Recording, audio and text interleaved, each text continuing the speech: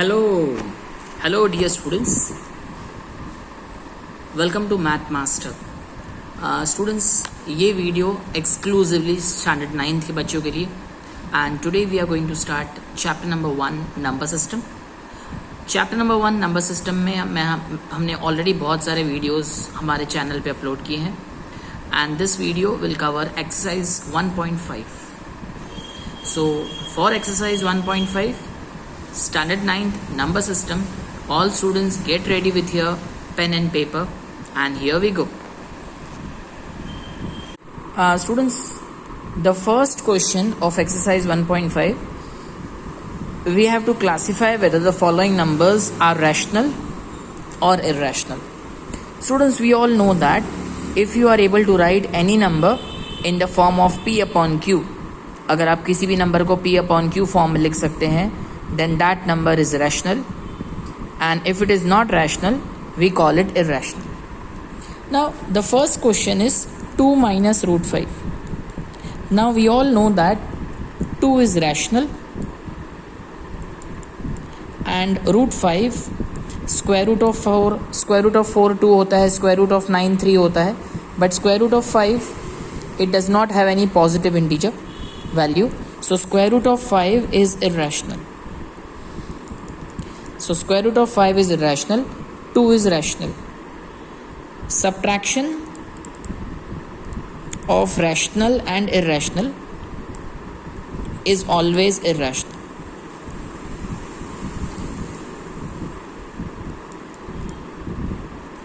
Subtraction of rational and irrational is irrational. It means that 2 minus root 5 is irrational. Am I clear, students? Now please come to the second question. The second we have to classify 3 plus square root 23 minus square root 23. So what you have to do, students, open the bracket. So 3 plus square root 23 minus square root 23. Square root 23 will get cancelled. One is positive, other is negative. So what remains? 3. And so 3 is 3 upon 1. 3 is a positive integer, so it is rational. Right? Coming to the next question is 2 root 7 upon 7 root 7. Number 3, 2 root 7 upon 7 root 7. Root 7 cancel. What remains? 2 upon 7. So because we are able to write in the form of p upon q, therefore we say that it is rational. Isn't it easy? Now please come to the fourth sum, 1 upon root 2. Now see, students, 1 is rational and root 2 is irrational. I repeat, 1 is rational, root 2 is irrational. Whenever you divide a rational number with an irrational number, the answer is always irrational. Am I clear? So see, students, this is what I spoke. 1 is rational, root 2 is irrational, and the ratio of rational and irrational is always irrational. Rational और irrational को divide करने से हमेशा irrational मिलता है. इसका मतलब ये हुआ 1 upon root 2 is irrational. The fifth one, 2 pi. Here 2 is rational and pi is irrational. और स्टूडेंट्स, जब भी हम रैशनल और इरेशनल को मल्टीप्लाई करेंगे, multiply means product of non zero rational, मतलब 2 is not zero, so product of rational and irrational is always irrational. कभी भी आप रैशनल और इरेशनल को मल्टीप्लाई करोगे, आंसर इज़ ऑलवेज इरेशनल. इसका मतलब ये हुआ that 2 pi is irrational. So here we complete question number 1. Question number 2 is very easy. Now question 2 says that simplify each of the following expressions.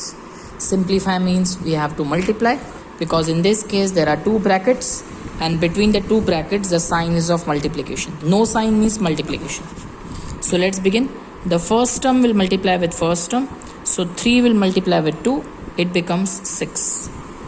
Then 3 will multiply with root 2, it becomes 3 root 2. then root 3 will multiply with 2, it becomes 2 root 3. जब root 3 root 2 से multiply होगा, ये दोनों square root में है, सो 3 2 ज़ा 6, it becomes root 6. यहाँ इसके पास स्क्वायर रूट 2 है और किसी के पास स्क्वायर रूट 2 नहीं है, इसके पास स्क्वायर रूट 3 है और किसी के पास स्क्वायर रूट 3 नहीं है, इसके पास स्क्वायर रूट 6 है और किसी के पास स्क्वायर रूट 6 नहीं है. तो ये सारे अनलाइक टर्म्स हैं और अनलाइक टर्म्स को हम प्लस नहीं कर सकते. So this is your final answer. Confirm. अब स्टूडेंट्स, आपको याद होगा इन 8th स्टैंडर्ड आपने एक फॉर्मूला सीखा था. फॉर्मूला क्या था, मैं आपको रिमाइंड करवा देता हूँ. a plus b into a minus b equal to A square minus B square. Formula क्या था, a plus b into a minus b equal to A square minus B square. I hope आपको याद है. उसी तरह ये देखो, a plus B A minus b, दोनों टर्म्स के नंबर सेम है बट जो साइन है वो डिफरेंट है. b की साइन डिफरेंट है, a plus B A minus B. तो हम लोग ये फॉर्मूला यूज़ करेंगे A square minus B square. a किसको लेना है, फर्स्ट नंबर को. b किसको लेना है, सेकंड नंबर को. तो ये हो गया A square minus B square, A plus B A minus B. So the answer will be 3 square is 9. यहाँ पे square square root cancel, so 3 will remain. Root 3 का square is 3 and 9 minus 3 is 6. Students, मैं आपको second के बाद fourth करवा रहा हूँ because second and fourth both are same. Again the same formula, a minus B into A plus B equal to A square minus B square. A square मतलब square of the first term, B square मतलब square of the second term. So root 5 का square 5, root 2 का square 2. क्या किया मैंने, square square root cancel कर दिया. So what remains, the answer is 3. अब उसी तरह फिर से स्टैंडर्ड 8th में जाइए. a plus b whole square का फॉर्मूला आपने सीखा था. So a plus b whole square equal to A square plus 2ab plus b square. I repeat, a plus b whole square, the formula is a square plus 2ab plus b square. So let us use that formula. This is a, this is b और दोनों पे whole square. तो पहले हम लेंगे a square plus 2 into a into b plus b square. I repeat, a square plus 2ab plus b square. So root 5 का square क्या होता है, 5. Square square root cancel, 2 as it is. Root 5 into root 2 is root 10 और root 2 का square क्या होगा, 2. 5 and 2 दोनों integers हैं, पॉजिटिव इंटीजर्स, उनको प्लस कर देते हैं. तो 7 plus 2 root 10 is your final answer. Easy students, this is question number 2 complete, all 4 sums. Now the next question, that is question number 3, is very interesting. Recall, पहले का याद करिए. Pi is defined as, pi क्या होता है, so pi is a constant value जिसका ratio होता है circumference upon diameter. This is what we have studied. Pi मतलब सरकमफरेंस अपॉन डायमीटर. ठीक है, तो because pi is in the form of circumference upon diameter, does it mean that pi is rational? पता नहीं, but actually हमने सीखा है pi is irrational. सो कैसे हम अपनी प्रॉब्लम सॉल्व करें, वेदर पाई इज रैशनल और इररेशनल, बिकॉज यहाँ पे लिखा हुआ है pi equal to circumference upon diameter. Students देखो, जब भी हम अपनी स्केल से या कोई भी मेजरिंग डिवाइस से लेंथ फाइंड करते हैं ना, तो लेंथ हमेशा पॉजिटिव इंटीजर आता है. या length suppose 2 centimetre, 2.5 centimetre, 7 centimetre, ये सारी वैल्यूज है rational. When we find the length of anything, we always get a rational number when we use a scale और physical device. So circumference is also rational, diameter is also rational with the help of scale. But हो सकता है कि circumference या diameter में से कोई एक इररेशनल हो. And because any one of them is irrational, therefore we say that pi is also irrational. Test या एग्जाम में आपको क्या लिखना है, प्लीज़ देखिए. स्टूडेंट, अभी क्वेश्चन में पूछा था कि कोई कॉन्ट्राडिक्शन है क्या तो सबसे पहले हमने लिखा है नहीं, देयर इज़ नो कॉन्ट्राडिक्शन, मतलब पाई इरेशनल है और है। क्यों? बिकॉज जब भी हम स्केल यूज़ करते हैं किसी भी लेंथ फाइंड करने के लिए तो हमें हमेशा एक अप्रॉक्सीमेट रैशनल वैल्यू ही मिलती है, तो हमें ये पता नहीं चलता कि सी और डी में से कौन सी वैल्यू इरेशनल है। कोई एक इरेशनल होगी वो श्योर है, right? And the ratio of rational and irrational is always irrational and hence we say that pi is irrational. Am I clear, students?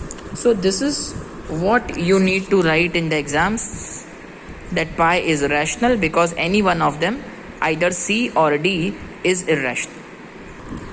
Students, now we have to rationalize the denominator. Students, rationalize the denominator में you have to remember कि जो denominator होना चाहिए ना उसमें square root नहीं होना चाहिए। लाइक फॉर एग्जाम्पल यहाँ पे फर्स्ट क्वेश्चन में दिया हुआ है 1/√7। सो अगर डिनोमिनेटर में स्क्वायर रूट है तो उसी स्क्वायर रूट वाले नंबर से मल्टीप्लाई और डिवाइड कीजिए। आपके नंबर को √7 से मल्टीप्लाई और डिवाइड कीजिए। सो √7 1 ज़ा √7 and √7 into √7 becomes 7। So students, यहाँ देखो डिनोमिनेटर में से स्क्वायर रूट निकल गया है, इट मीन्स हमने डिनोमिनेटर को रैशनलाइज कर दिया। Similarly now look at the second question, 1/√7 minus √6। So let's take this particular question 1/√7 minus √6। अब स्टूडेंट ये जो क्वेश्चन है ना वो किस टाइप का है? देखो A माइनस B टाइप का है। Everybody please repeat with me, A minus B type का है और दोनों पे स्क्वायर रूट है। तो A माइनस B का जो कॉन्जुगेट होगा ना वो होगा A प्लस B। मतलब आपको A माइनस B डिनोमिनेटर में है तो आपको A प्लस B से मल्टीप्लाई और A प्लस B से डिवाइड करना। स्टूडेंट, हमारा डिनोमिनेटर कौन से टाइप का है? A माइनस B टाइप का। तो इसको रैशनलाइज करने के लिए A प्लस B से मल्टीप्लाई और A प्लस B से डिवाइड करिए। So let's start. √7 प्लस √6 1 ज़ा √7 प्लस √6 और डिनोमिनेटर में A minus B A plus B। So this becomes A square minus B square. याद है ना, आपको पहले ही बताया था A minus B into A plus B, the formula is A square minus B square. So √7 plus √6 as it is. √7 का square is 7 और √6 का square is 6 and 7 minus 6 is 1। So the final answer is √7 plus √6। Denominator में से हमने square root को remove कर दिया है, that's why we have rationalize the denominator. I hope you are enjoying this. Number 3, 1/√5 plus √2. So how to begin, students? यहाँ पे जो डिनोमिनेटर है वो किस टाइप का है बताइए? A प्लस B टाइप का है। तो इसको मल्टीप्लाई करेंगे A माइनस B से और डिवाइड करेंगे A माइनस B से। So √5 minus √2 into 1 is √5 minus √2 और डिनोमिनेटर में A plus B into A minus B, it will be A square minus B square. So what remains with me? तो मेरे पास बचता है √5 माइनस √2 इन न्यूमरेटर और denominator में square square root cancel means 5 और यहाँ पे भी square square root cancel means 2। So √5 minus √2 upon 5 minus 2। So the final answer is √5 minus √2 upon 3. Easy. The fourth and the last question of this exercise, 1/√7 minus 2. 1/√7 minus 2. So here also look at the denominator. Denominator किस type का है? A minus B type का है।